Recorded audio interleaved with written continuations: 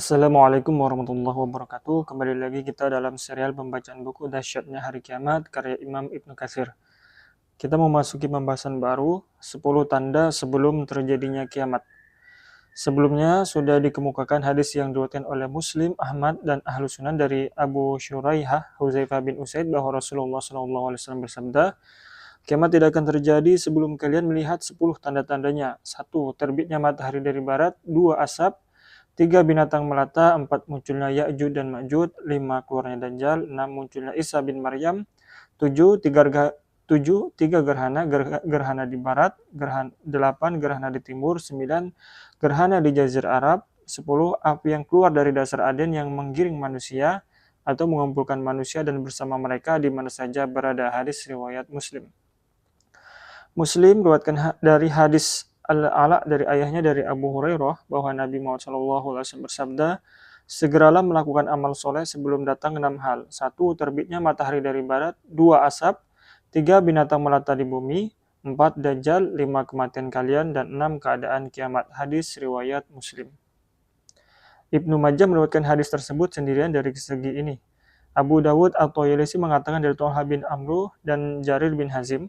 Adapun Thalha, ia berkata, Abdullah bin Ubaidillah bin Umar mengabarkan kepadaku bahwa Ibnu Al-Tufail bercerita kepadanya dari Huzaifah bin Usaid Al-Ghifari Abu Syuraihah. Jarir berkata, dari Abdullah bin Ubaid dari seorang lelaki keluarga Abdullah bin Mas'ud.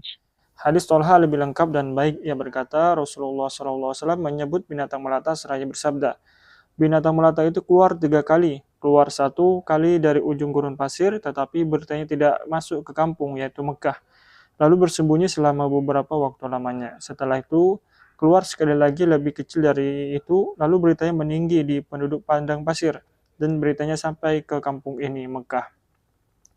Rasulullah SAW meneruskan, selanjutnya, ketika orang-orang sedang berada di masjid paling terhormat di sisi Allah, yaitu Masjidil Haram, mereka tidak memperhatikannya, kecuali binatang itu bersuara di antara rukun dan makom. Dari kepalanya mengucur tanah, orang-orang pun berhamburan melarikan diri darinya, kecuali sekelompok kecil kaum mukminin.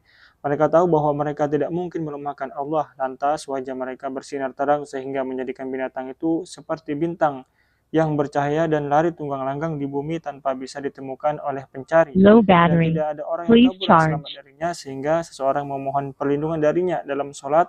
Lalu ia datang dari belakangnya dan berkata, wahai fulan, sekarang engkau sudah sholat. Orang itu mendatanginya dan memberi cap di wajahnya lalu pergi. Orang-orang bersekutu dalam harta dan berteman di kota-kota. Orang mukmin dapat diketahui dari orang kafir, sehingga orang mukmin berkata, wahai orang kafir, tunaikan hakku. Begitu juga orang kafir berkata, wahai orang mukmin, bayarlah hakku. Demikianlah ia menurutkan hadis ini secara marfu. Dari segi ini dengan konteks seperti itu. Di dalamnya ada keanehan atau ghorobah.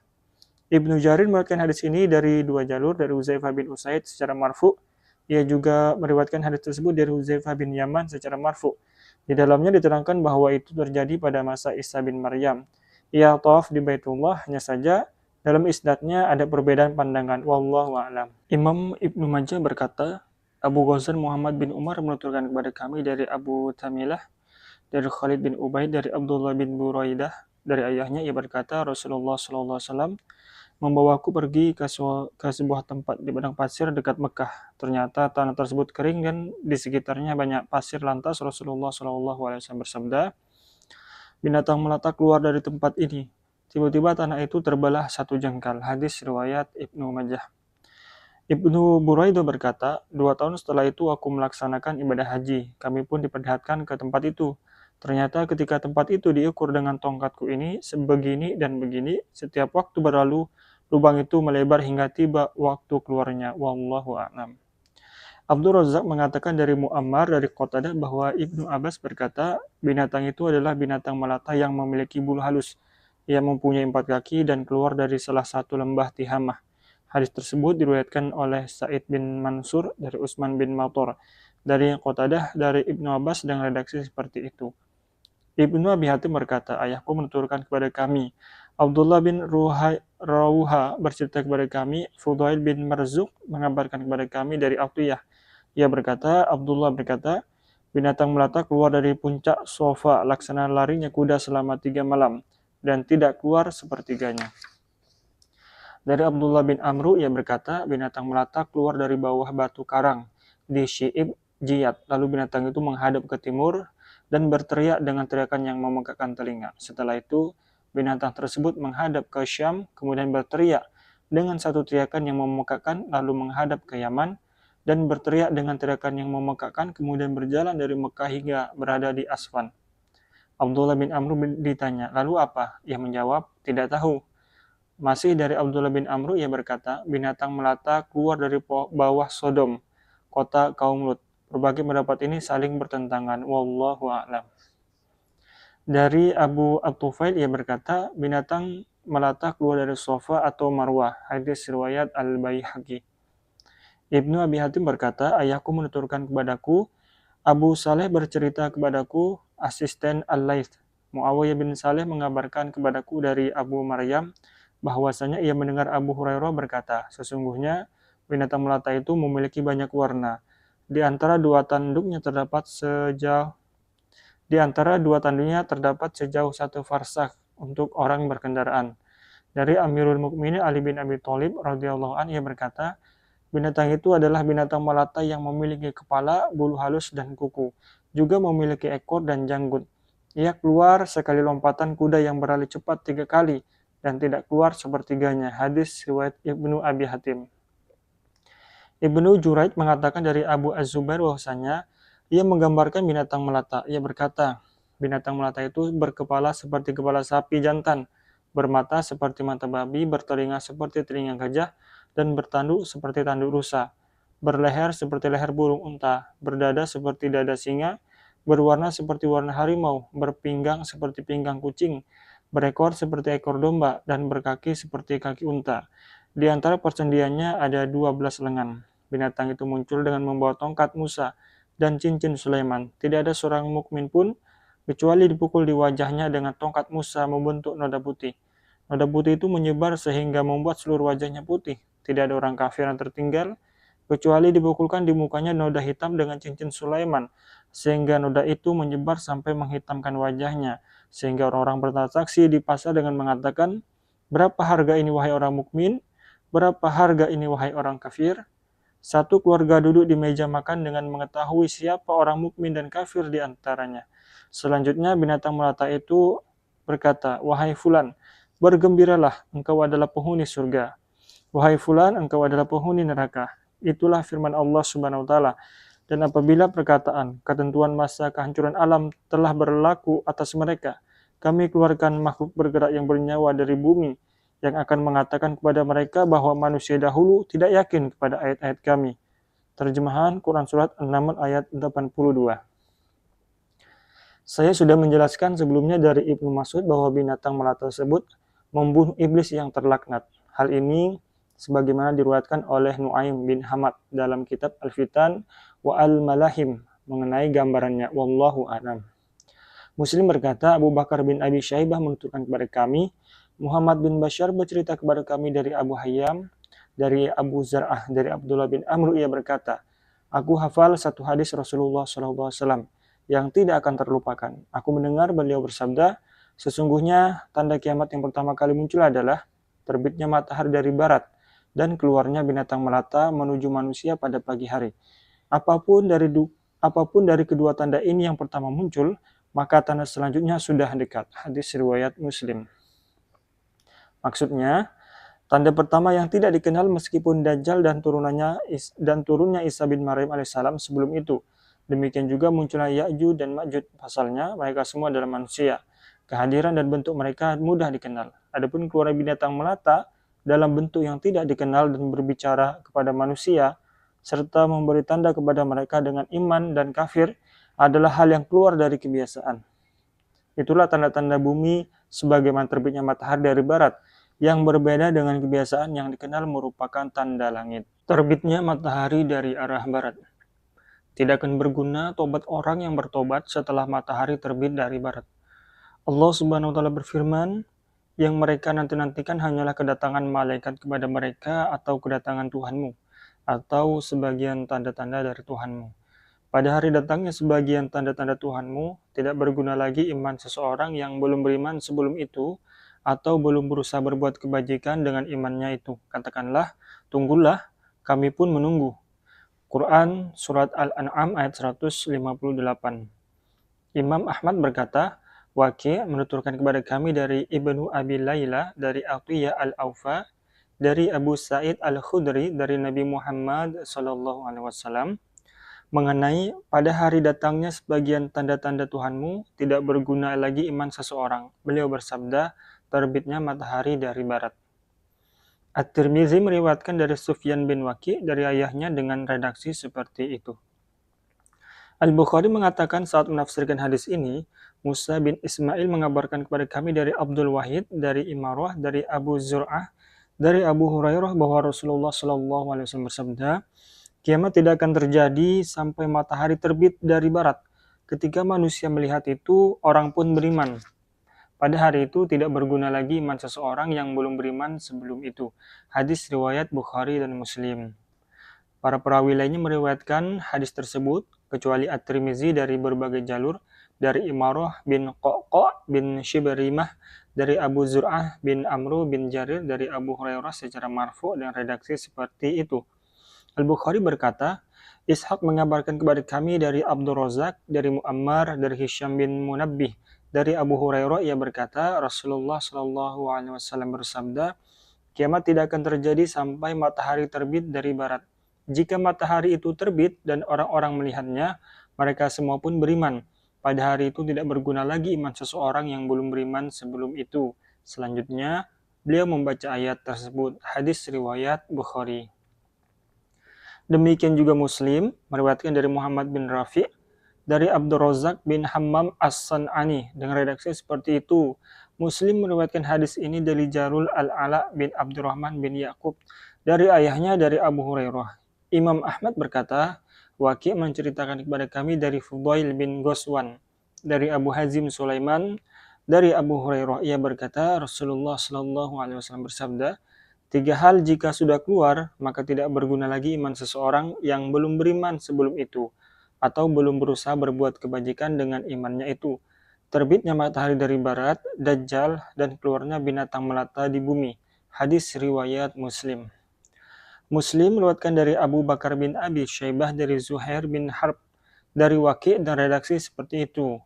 Muslim meriwayatkan hadis ini, demikian juga At-Tirmizi dari Ibnu Jarir dari selain segini, dari Fudail bin Ghazwan dan redaksi seperti itu. Siapa yang mengetahui hendaknya berkata dengan ilmunya, dan siapa yang tidak mengetahui hendaknya diam. Hadis ini dikemukakan dari berbagai jalur dari Abu Hurairah dan dari sekelompok sahabat. Diriwayatkan dari Abu Syuraih Huzaifah bin Usaid dari Rasulullah SAW bersabda, kiamat tidak akan terjadi sampai kalian semua melihat 10 tanda.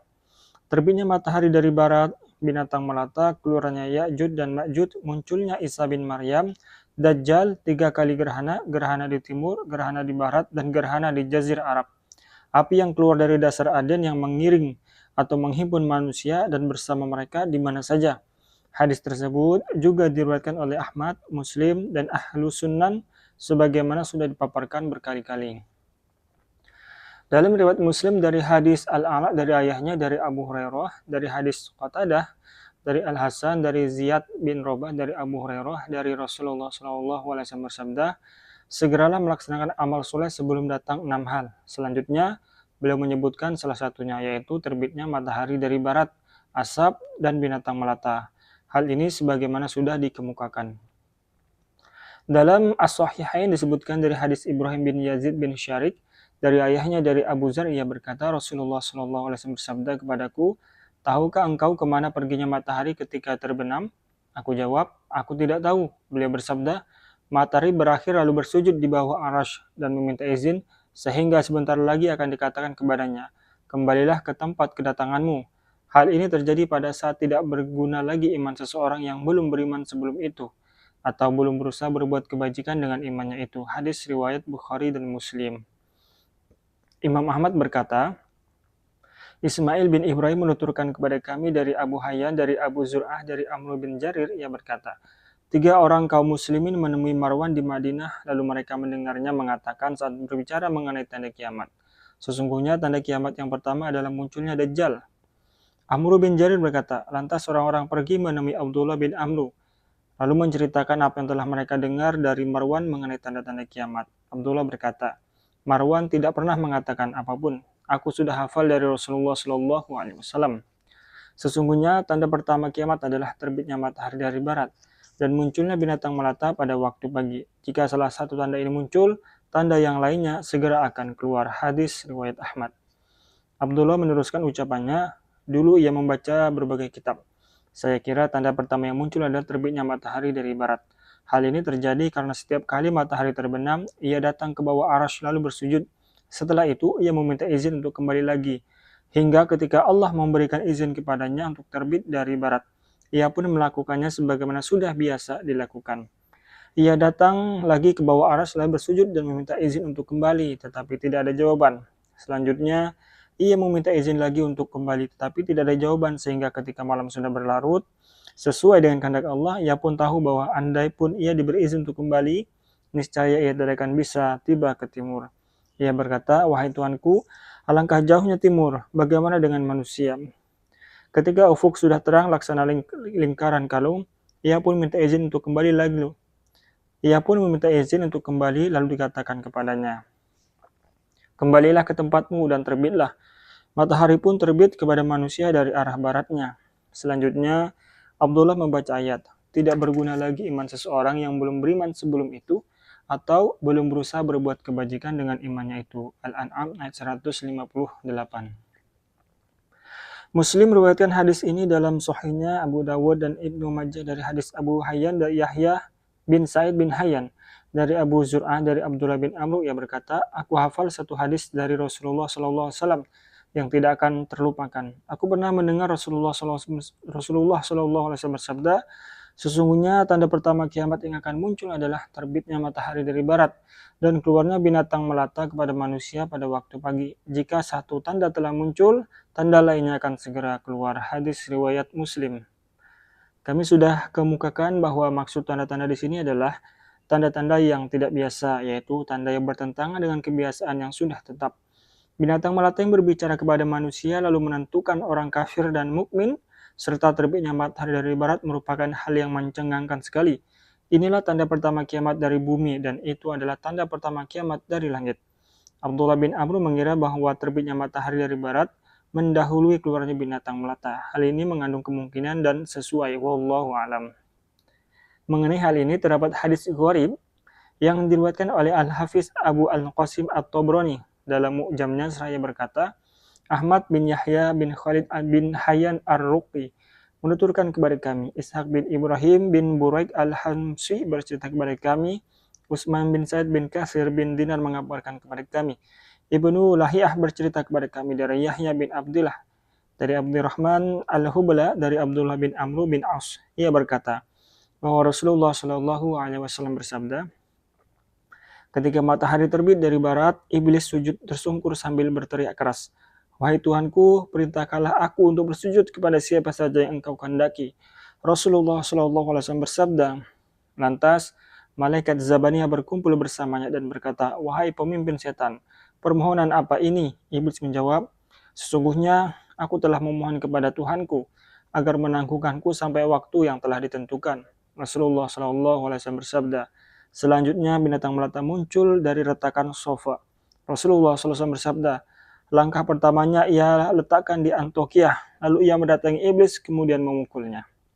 Ini gharib sekali dan menyambungkan hadis ini kepada Rasulullah SAW adalah kemungkaran.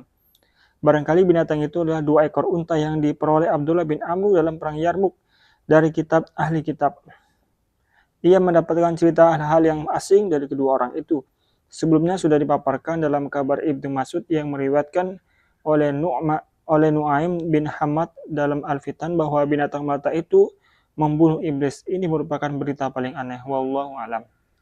Dalam hadis Taulut bin Ibad dari Fudalah bin Jubair dari Abu Umamah Suda bin Ajlan, ia berkata bahwa Rasulullah SAW bersabda, sesungguhnya tanda pertama kiamat ialah terbitnya matahari dari barat. Akan tetap ada di tengah-tengah kaum muslimin yang qiyamul lail sampai terbitnya matahari dari barat. Al-Hafiz Abu Bakar bin Mardawi mengatakan dalam tafsirnya, Muhammad bin Ali bin Duhai menuturkan kepada kami dari Ahmad bin Hazin, dari Abi Ghazwa, dari Durar bin Sa'd, dari Ibnu Fudail, dari Sulaiman bin Yazid, dari Abdullah bin Abi Aufa, ia berkata, aku pernah mendengar Rasulullah Shallallahu Alaihi Wasallam bersabda, akan datang kepada manusia satu malam yang setara dengan 3 malam seperti malam kalian ini. Jika itu muncul, orang-orang yang melaksanakan sholat malam mengenalnya. Seorang dari mereka melaksanakan sholat malam lalu membaca wiridnya lalu tidur. Lalu bangun dan membaca wiridnya kemudian tidur. Saat mereka dalam kondisi seperti itu, orang-orang saling berteriak satu dengan yang lain. Ada apa ini? Mereka pun berhamburan ke masjid. Ternyata mereka melihat matahari telah terbit sehingga ketika sudah berada di tengah langit, matahari kembali lagi dan terbit di tempat terbitnya. Beliau bersabda, saat itulah tidak berguna lagi iman seseorang yang belum beriman sebelum itu. Ibnu Mardawi mengemukakan dari jalur Sufyan As-Sauri dari Mansur, dari Rubi'i dari Huzaifah, ia berkata, aku bertanya kepada Rasulullah SAW, apa tanda matahari terbit dari barat? Beliau bersabda, malam itu panjang hingga menjadi selama 2 malam. Lantas orang-orang yang terbiasa sholat malam terjaga dan melaksanakan sholat malam, sebagaimana sudah biasa dikerjakan sebelumnya. Saat itu bintang tidak terlihat karena berada di tempatnya.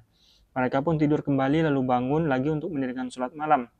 Kemudian tidur lagi lalu bangun lagi melaksanakan sholat malam. Mereka merasakan malam yang panjang hingga orang-orang pun terkejut karena tidak mendapati pagi. Saat mereka menanti terbitnya matahari dari timur, tiba-tiba matahari terbit dari barat. Sesaat setelah manusia melihat matahari, mereka pun beriman. Tetapi iman mereka tidak ada gunanya. Al-Hafiz Abu Bakar Al-Baihaqi mengatakan perihal kebangkitan dan pengumpulan, Abu Al-Hasan Muhammad bin Al-Husain bin Dawud Al-Alawi menuturkan kepada kami dari Abu Nasr, Muhammad bin Hamdawih bin Sahal Al-Maruzi, dari Abdullah bin Hamad Al-Amil, dari Muhammad bin Imran, ia mengabarkan kepada bahwa ayahnya bercerita kepadanya, dari Ibnu Abi Layla, dari Ismail bin Roja, dari Sa'ad bin Iyas, dari Abdullah bin Mas'ud bahwasanya suatu hari ia berkata kepada teman-teman duduknya, apa pendapat kalian mengenai firman Allah, matahari terbenam di dalam laut yang berlumpur hitam. Al-Kahfi ayat 86. Apa maksudnya? Teman-temannya menjawab, hanya Allah dan Rasulnya yang lebih tahu. Ia berkata, ketika matahari terbenam, ia sujud kepada Allah, bertasbih dan mengagungkannya. Kemudian ia berada di bawah arsy. Jika sudah datang waktu terbit, ia sujud kepada Allah, bertasbih dan mengagungkannya, lalu memohon izin. Tatkala waktu penahanannya tiba, matahari bersujud kepada Allah, bertasbih dan mengagungkannya lalu meminta izin. Lantas dikatakan kepadanya, tunggulah. Selanjutnya matahari ditahan selama seperti waktu 2 malam. Ia meneruskan, saat itulah orang-orang yang bertahajud panik dan seseorang menyeru tetangganya pada malam itu, wahai fulan, bagaimana keadaan kita pada malam ini? Aku tidur hingga pulas, mendirikan sholat hingga lelah. Selanjutnya dikatakan kepada matahari, terbitlah dari tempat engkau terbenam. Itulah hari, tidak berguna lagi iman seseorang yang belum beriman sebelum itu, atau belum berusaha berbuat kebajikan dengan imannya itu. Al-An'am ayat 158. Hijrah akan selalu ada selama musuh masih memerangi kaum muslimin. Imam Ahmad berkata, Al-Hakam bin Nafi menuturkan kepada kami, Ismail bin Iyash bercerita kepada kami dari Domdom bin Zur'ah, dari Syuraih bin Ubaid, ia menjawab kepada Malik bin Amir, dari Ibnu As-Sa'di bahwa Rasulullah SAW bersabda, hijrah tidak akan terputus selama musuh masih memerangi. Muawiyah, Abdurrahman bin Auf, dan Abdullah bin Amr bin As mengatakan bahwa Rasulullah SAW bersabda, sesungguhnya hijrah itu 2 macam. Pertama, hijrah dari keburukan, dan lainnya hijrah kepada Allah dan Rasulnya. Hijrah tidak akan terputus selama tobat diterima. Tobat senantiasa diterima hingga matahari terbit dari barat. Ketika matahari terbit, setiap hati dicap dengan apa yang ada di dalamnya, dan cukuplah amal bagi manusia. Hadis riwayat Ahmad. Isnad ini jayyid dan kuat, hanya saja tidak ada seorang pun penulis kitab yang meriwayatkannya. Dalam hadis yang diriwayatkan oleh Imam Ahmad dan At-Tirmizi, dan ia menyahihkannya, dan An-Nasa'i dan Ibnu Majah dari jalur Asim bin Abi An-Najud, dari Zur bin Uhubaish, dari Sofwan bin Asal, ia berkata, aku mendengar Rasulullah SAW bersabda, sesungguhnya Allah membuka pintu di arah barat selebar 70, atau beliau mengatakan 40 tahun untuk tobat, lalu tidak ditutup sampai matahari terbit dari barat. Hadis riwayat Ahmad. Hadis-hadis tersebut berikut ayat mulia merupakan dalil bahwa orang yang beriman atau bertobat setelah matahari terbit dari barat tidak akan diterima darinya, dan itulah memang yang terjadi, wallahu alam. Pasalnya, hal itu merupakan tanda kiamat paling besar dan tandanya yang menunjukkan dekatnya kiamat. Karena itu waktu itu diperlakukan seperti hari kiamat. Allah Subhanahu wa taala berfirman, yang mereka nanti-nantikan hanyalah kedatangan malaikat kepada mereka atau kedatangan Tuhanmu. Pada hari datangnya sebagian tanda-tanda Tuhanmu, tidak berguna lagi iman seseorang yang belum beriman sebelum itu atau belum berusaha berbuat kebajikan dengan imannya itu. Al-An'am ayat 158. Allah SWT berfirman, maka ketika mereka melihat azab kami, mereka berkata, kami hanya beriman kepada Allah saja dan kami ingkar kepada sembahan-sembahan yang telah kami persekutukan dengan Allah. Maka iman mereka ketika mereka telah melihat azab kami tidak berguna lagi bagi mereka. Itulah ketentuan Allah yang telah berlaku terhadap hamba-hambanya, dan ketika itu rugilah orang-orang kafir. Al-Mu'min ayat 84-85. Allah Subhanahu wa taala berfirman, maka apalagi yang mereka tunggu-tunggu selain hari kiamat yang akan datang kepada mereka secara tiba-tiba karena tanda-tandanya sungguh telah datang. Maka apa gunanya bagi mereka kesadaran mereka itu apabila hari kiamat itu sudah datang. Muhammad ayat 18. Al-Baihaqi menceritakan dari Al-Hakim bahwasanya ia berkata, tanda kiamat yang muncul pertama kali adalah keluarnya Dajjal, lalu turunnya Isa bin Maryam, lalu datangnya Ya'juj dan Ma'juj, keluarnya binatang melata dan terbitnya matahari dari barat. Ia berkata, pasalnya ketika matahari telah terbit dari barat, orang yang ada di bumi beriman. Seandainya Isa bin Maryam turun setelah matahari terbit dari barat, niscaya tidak ada orang kafir.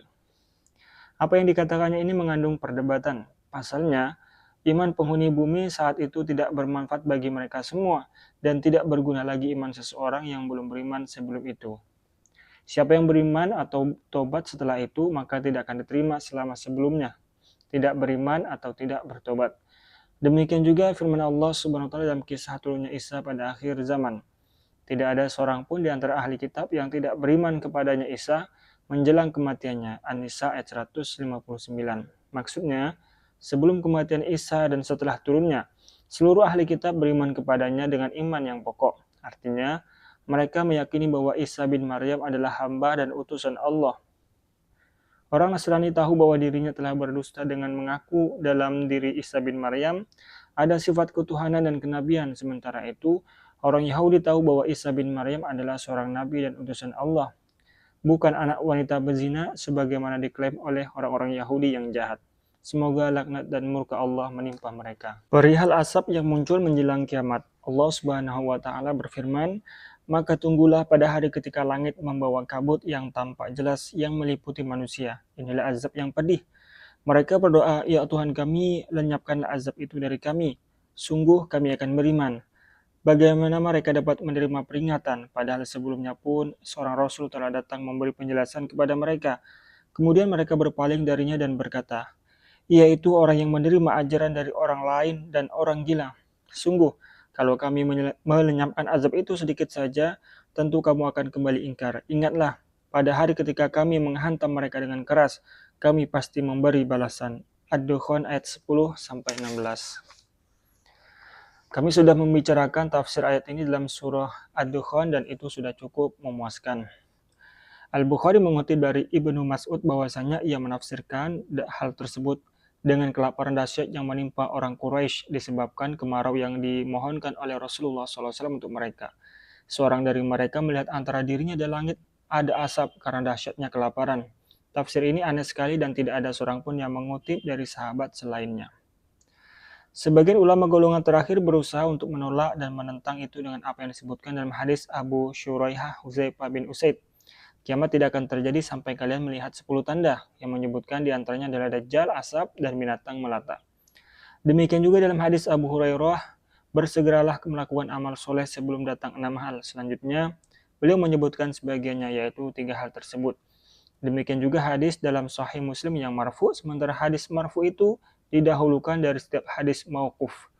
Secara tekstual, yang disebutkan dalam Al-Quran menunjukkan adanya asap dari langit yang menyelimuti manusia. Hal ini adalah nyata dan umum, bukan seperti yang diriwayatkan oleh Ibnu Mas'ud bahwa itu adalah khayalan dalam pandangan orang Quraisy karena dahsyatnya kelaparan. Allah Subhanahu wa taala berfirman, "Maka tunggulah pada hari ketika langit membawa kabut yang tampak jelas." Ad-Dukhan ayat 10, yakni jelas, tampak dan terang. Bukan khayalan karena dahsyatnya rasa lapar. Mereka berdoa, "Ya Tuhan kami, lenyapkanlah azab itu dari kami, sungguh kami akan beriman." Yakni orang-orang pada masa itu berseru kepada Tuhannya dengan doa ini, memohon agar Allah melenyapkan azab tersebut dari mereka, karena mereka itu sudah beriman dan meyakini hal-hal gaib yang sudah dijanjikan setelah itu pada hari kiamat. Ayat ini merupakan dalil bahwa hal itu terjadi sebelum kiamat, yang mungkin saja dilenyapkan dari mereka atau diterimanya taubat dan inabah atau kembali kepada Allah. Wallahu alam. Al-Bukhari meriwayatkan dari Muhammad bin Katsir, dari Sufyan Ats-Tsauri, dari Al-A'mash, dari Mansur, dari Abu Ad-Duha, dari Masruq, ia berkata, saat seseorang membicarakan perihal kindah, ia berkata, asap datang pada hari kiamat, lalu menyerang pendengaran dan penglihatan orang-orang munafik, dan menyebabkan orang-orang mukmin flu. Kami pun mendatangi Ibnu Mas'ud. Masruq berkata, ketika itu Ibnu Mas'ud sedang berbaring, lalu marah dan duduk, serta berkata, wahai manusia, siapa yang mengetahui sesuatu, hendaknya ia berbicara dengan ilmunya. Siapa yang tidak mengetahui, hendaknya ia mengucapkan Allah Maha Tahu. Sesungguhnya mengatakan Allah Maha Tahu terhadap apa yang tidak diketahui adalah bagian dari ilmu. Allah Subhanahu wa taala berfirman kepada Nabi Muhammad SAW, katakanlah Muhammad, aku tidak meminta imbalan sedikit pun kepadamu atasnya dakwahku, dan aku bukanlah termasuk orang yang mengada-ngada. Surat Shad ayat 86. Sesungguhnya orang-orang Quraisy lambat dalam merespon Islam. Karena itu, Rasulullah SAW mendoakan keburukan kepada mereka. Ya Allah, tolonglah aku dalam menghadapi mereka dengan 7 tahun paceklik, sebagaimana 7 tahun paceklik yang menimpa Yusuf. Tidak lama kemudian, paceklik menimpa orang-orang Quraisy, sehingga mereka binasa dan makan bangkai serta tulang, hingga seseorang melihat ada asap antara dirinya dan bumi.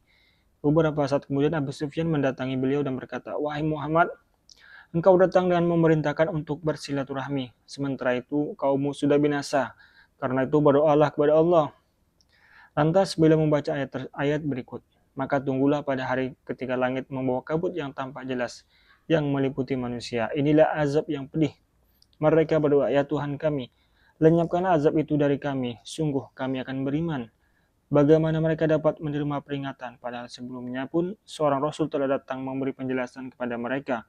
Kemudian mereka berpaling darinya dan berkata, ia itu orang yang menerima ajaran dari orang lain dan orang gila. Sungguh kalau kami melenyapkan azab itu sedikit saja, tentu kamu akan kembali ingkar. Ad-Dukhan ayat 10-15. Apakah mungkin Allah melenyapkan azab akhirat dari mereka ketika datang? Padahal Allah sudah melenyapkan azab dunia dari mereka, lalu mereka kembali lagi pada kekafirannya. Hal itu sebagaimana dalam firman-Nya, ingatlah pada hari ketika kami menghantam mereka dengan keras, kami pasti memberi balasan. Ad-Dukhan ayat 16. Peristiwa itu terjadi pada perang Badar dan itu pasti akan terjadi. Alif Lam Mim, bangsa Romawi telah dikalahkan di negeri yang terdekat dan mereka setelah kekalahannya itu akan menang. Ar-Rum ayat 1-3. Peristiwa Romawi ini sudah berlalu, demikian pula keempat peristiwa lainnya. Al-Bukhari dan Muslim sudah meriwayatkan hadis ini dari hadis Al-A'mash dan Mansur dengan redaksi seperti itu. Dalam satu riwayat, bulan Ashab Romawi dan keharusan sudah berlalu. Al-Bukhari telah mengemukakannya di berbagai jalur yang banyak dengan beragam lafal. Ucapan penutur ini bahwa asap tersebut muncul pada hari kiamat adalah tidak baik. Dari sini Ibnu Mas'ud berusaha menolaknya, akan tetapi sebelum hari kiamat asap ini sudah ada sebagaimana adanya tanda-tanda lainnya berupa binatang melata, dajjal, asap, Ya'juj dan Ma'juj. Demikian juga sebagaimana ditunjukkan oleh hadis-hadis dari Abu Hurairah, Abu Hurairah dan para sahabat lainnya sebagaimana dijelaskan dalam hadis yang diriwayatkannya. Adapun api yang akan muncul menjelang kiamat sudah dijelaskan sebelumnya, bahwa api itu akan muncul dari dasar Aden yang mengiring manusia ke tempat berkumpul. Api itu mengiringi mereka setiap saat dan di setiap tempat dan menyantap orang yang tertinggal. Banyaknya halilintar ketika mendekati kiamat. Imam Ahmad berkata, Muhammad bin Mus'ab menuturkan kepada kami, Imarah bercerita kepada kami dari Abu Nadurah, dari Abu Sa'id Al-Khudri bahwa Rasulullah SAW bersabda, saat kiamat semakin dekat, ada banyak sekali halilintar, sehingga seseorang mendatangi kaum dan berkata, Siapa di antara kalian yang akan disambar halilintar besok pagi? Mereka menjawab, Fulan dan Fulan. Hadis riwayat Ahmad. Terjadinya hujan deras sebelum kiamat. Al-Hafiz Abu Bakar Al-Bazar mengatakan dalam musnadnya, Ishaq menuturkan kepada kami, Khalid bercerita kepada kami dari Suhail dari ayahnya, dari Abu Hurairah ia berkata bahwa Rasulullah SAW bersabda, kiamat tidak akan terjadi sampai langit menurunkan hujan yang akan menimpa rumah-rumah dari tanah liat dan rumah-rumah dari bulu. Imam Ahmad berkata, Mu'amal menuturkan kepada kami, Hamad bercerita kepada kami, Ali bin Zaid mengabarkan kepada kami dari Khalid bin Huwairis, dari Abdullah bin Amru bahwa Rasulullah SAW bersabda, tanda-tanda itu laksana manik-manik yang tersusun dalam kawat. Kemudian kawat itu putus sehingga tiap-tiap manik jatuh berurutan. Hadis riwayat Ahmad.